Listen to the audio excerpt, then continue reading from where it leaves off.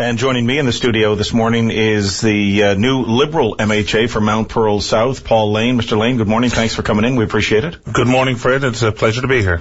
Well, you've had almost 24 hours since the decision was made yesterday, or at least formally announced. Mm-hmm. How do you feel?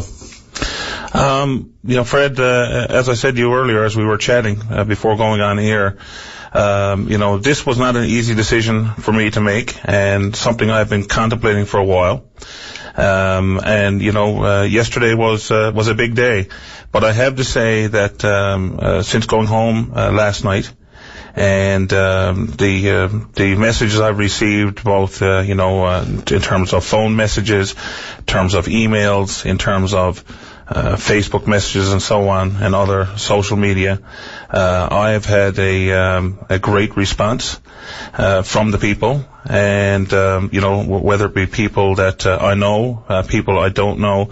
Certainly a lot of my constituents have contacted me and are very pleased with the decision I've made. Has it been 100%? No, but I would say 95% plus were all very positive. I had a couple of nasty comments from people who would obviously be ardent party supporters who are disappointed, obviously, and that's what I expected would happen. There's always a mix of emotions with these things, but overall the feedback I've received has been very positive, and that's given me comfort and assurance that I've done the right thing.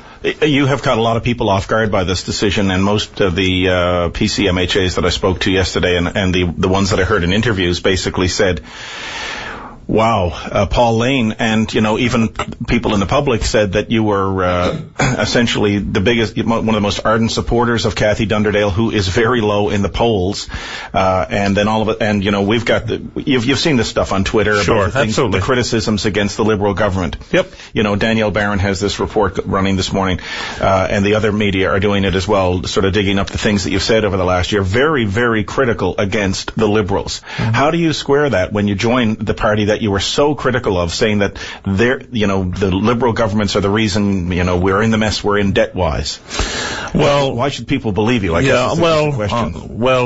First of all, I believe I have the confidence and the trust of the people of Mount Pearl South, and those are the people who elected me. I think by coming out and making the decision I did demonstrates the fact that that I'm willing to listen to the people and be reflective of what the people are saying to me. In terms of my activity, I can say, Fred, that quite categorically, and you can ask anyone who knows me, whether it be in a volunteer capacity, whether it be in my former working life, whether it had been as a member of city council and so on, everything I do, I give 100%. And obviously, if I was part of a party and so on, and I was given roles to perform, whether that be in terms of being involved with social media, in terms of countering some of the political spin that you get out there from other parties or supporters and so on, or whether that be defending government decisions. That was my role, and that's the role of all MHAs. I took that role very seriously, and as I said, like everything, I give it 100%. So I would be a person who they could count on, as the Liberals could count on, to call in and speak to issues and so on. And I will do it for the Liberal Party, and I guess in the party's mind, I did a good job, and as a result, I was asked and selected on many occasions to be the person who would come out on issues, who would speak in the media and so on. So what changed so dramatically that you didn't want to do that anymore for the PCs? Well, you reach a point in time, Fred, when you enter politics, or you enter a party system. People need to realize, you sign on for the ideals of that party and for the policy of that party and so on. And that's something you would stick with unless, there's really two situations that occur. Either there's one burning issue, which you simply cannot support, and therefore you have to come out against it, or there's a cumulative effect. And, for me, there were issues I had. There was a number of issues I had. Bill 29 being one of them. Granted, I did vote for Bill 29. I spoke in favor of Bill 29. And there are parts of Bill 29 that I believed at the time, and I still believe, are necessary. But it became apparent to me that after it was passed and the impact that was felt around the issue of a cabinet document and what that is, that there were concerns there. Those concerns were expressed to me quite categorically by constituents of mine, people I was in contact all the time. I raised those issues. I was told there was going to be no change. And then, of course, it was the issue of leadership. But the Premier said yesterday in her very brief statement before she's coming back from her vacation, that you didn't really express it to the extent that you were going to leave. I mean, obviously, what people have said, the caucus is like families, you have disagreements, but you get over it. Did you ever say, look, unless you change this Premier, or unless you change your leadership style, I'm leaving and I'm going to join the Liberals or sit as an independent? No, I never said that. Okay. And she's correct. I never said that. Which is why she would be surprised by this as well. Well, I'm sure that she is surprised. But at the end of the day, I never gave her an ultimatum.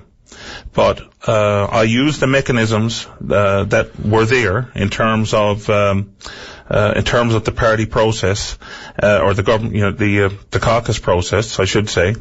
And I hesitate to get into that in terms of specifics. And the only reason why I do so is because of the principle of caucus confidence. And so I'm not getting into he said, she said, exactly who I spoke to, what was said, and so on. But I can tell you that as I said in my statement, I raised the issue of Bill 29 on 2 separate occasions with 2 cabinet ministers. Both cases I was told, we're not going there. I raised it at a caucus meeting. I raised it at a caucus retreat, at which I thought that there was going to be a number of issues raised that we would have good discussion on. That never happened. I guess that was frustrating, obviously, but you move on. But as time has gone on, whether it be that issue or other issues around leadership in terms of the Premier being out there at the forefront when issues occurred that I was hearing all the time, and feedback I was receiving from my constituents, quite frankly, I decided that I had to make that move. Did you consult your district association, just do this on your own? I'm very pleased to say that in terms of my district association, it is intact. For the most part, I would say 99% of it is intact. The people in my association, from an overall perspective, support me, and they support the decision that I've made. Okay, we've only got a little bit of time left, but I wanted to ask you this question. And politics can be a dirty game, as they say. I don't really like that term, but a lot of people have said since you did this that you left, and that they had heard you in the past say, I got to get my second term. I got to get my pension. Have you ever said that? Is that why you did this? You're hedging your bet because you think there's a better chance of winning with the Liberals and actually getting your pension if you'd served 2 terms and get reelected? I don't know where you're getting that from, and quite frankly, I'm not surprised that there's going to be all kinds of innuendos put out there to I guess try to deflect from the overall issue and to try to take credibility away from what I am doing. Look, bottom line is I'm listening to the people of my district, and I do so with risk, quite frankly. I do so with risk. And I've given up a parliamentary secretary position to do this, and I have no idea. We still have almost 2 years. I guess it depends on what happens in terms of the federal election and so on. But we still have almost 2 years to go, and anything can happen in 2 years. Just ask Lorraine Michael. But did you ever say that about the pension, that you needed your pension? No. That's why you needed I don't know. No. Okay. Well, good luck. I'm sure it's going to be, you've certainly created a bit of a stir this week. Thanks for your time this morning. We appreciate you coming in, and we'll continue to cover the story as it unfolds. Pauline, thanks very much. Thank you. Okay.